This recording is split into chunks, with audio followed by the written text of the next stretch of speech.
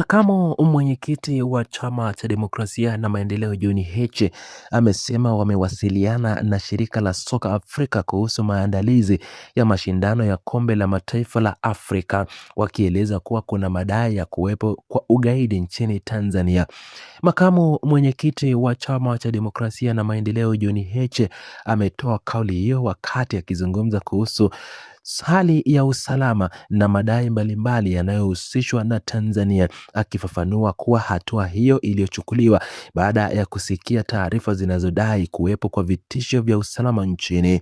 Kwa mujibu wa makamu mwenyekiti wa Chadema John Heche, chama chake kiliandika barua hiyo kwa shirikisho la soka Afrika kikiomba shirikisho hilo kuangalia kwa umakini swala la usalama kabla ya kuamua kuhusu Tanzania kuwa mwenyeji wa mashindano hayo makubwa ya barani Afrika.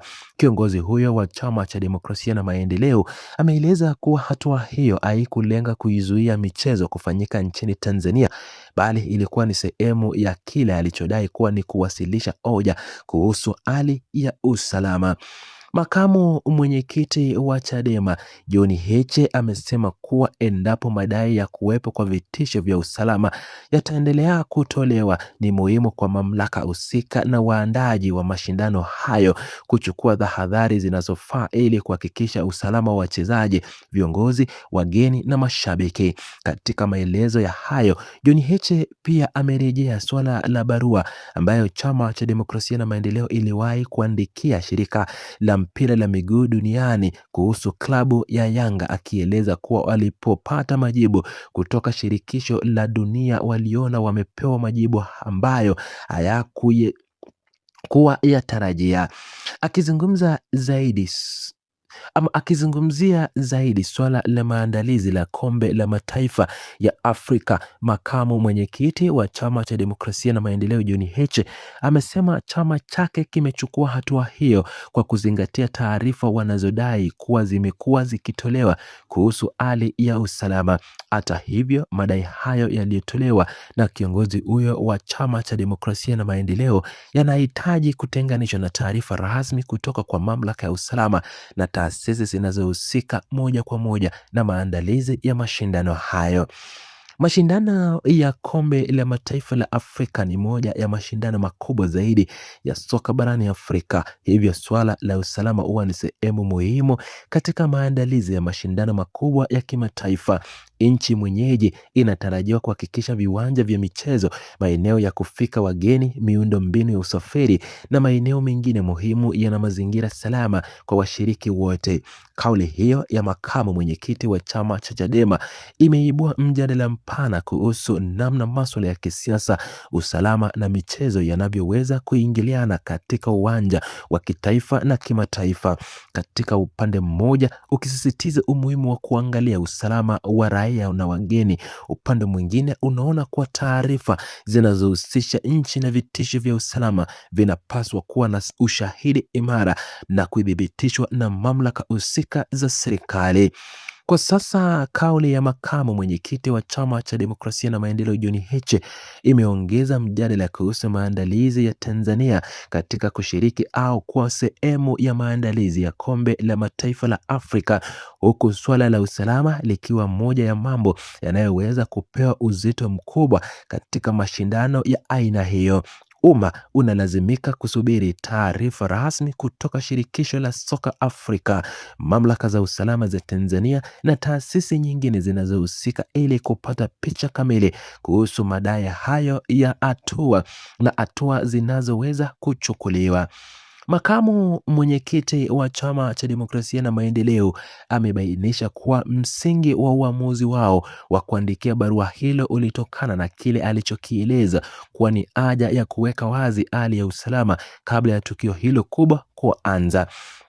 Kiongozi huyo wa Chama cha Demokrasia na Maendeleo amesisitiza kuwa ulinzi wa raia na wageni ni jambo linalopaswa kupewa kipaumbele na waandaji wote wa michezo. Taarifa hizo zilizowasilishwa na John Heche kwa shirika ama shirikisho la soka Afrika zinakuja wakati ambapo maandalizi ya mashindano la kombe la mataifa la Afrika yakiendelea kuratibiwa katika ukanda wa Afrika Mashariki. Makamu mwenyekiti wa Chadema John Heche ameeleza kuwa chama chake kinatazama usalama kama nguzo kuu ya uenyeji wa mashindano yoyote ya kimataifa.